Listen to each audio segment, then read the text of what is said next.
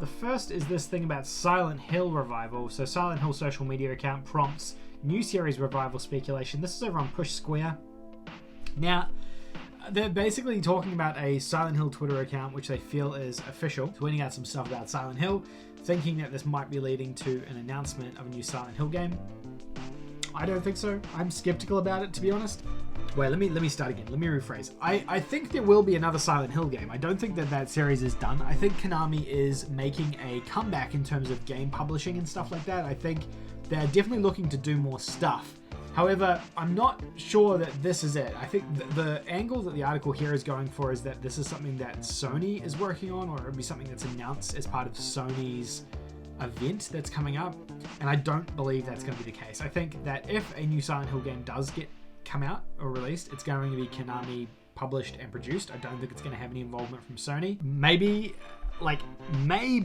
it has some sort of second party or third party deal with Sony, but my gut feel doesn't say that. My gut feel says that it stays with Konami and they look at doing this themselves. Now, the reason behind that is because even though Silent Hill is a popular franchise, and I don't talk about it tons on the channel, but Silent Hill 2, it's a contender for one of my favorite games. It's definitely on my top 5 favorite games of all time. I love Silent Hill 2. It's a great game, but Silent Hill doesn't sell particularly well, especially like horror games in general just don't sell that well on these modern platforms.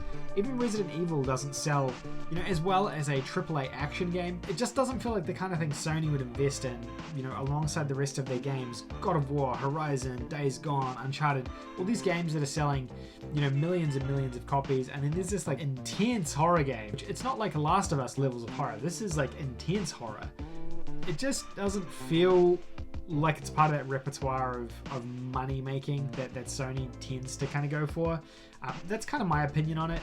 I could be completely wrong on that, but if you look at it from a business perspective, it probably doesn't make a heck of a lot of sense. I know even horror movies don't particularly gross that much money. They normally significantly underperform.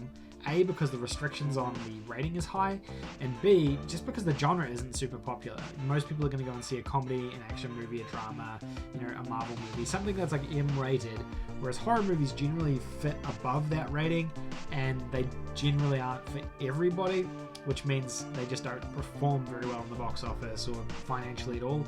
There are obviously exceptions to that, but they're few and far between. And games are kind of the same. These safe genres, action, adventure, platforming, shooter, these things are all safe compared to a horror franchise. So, I don't know, that's my take on it.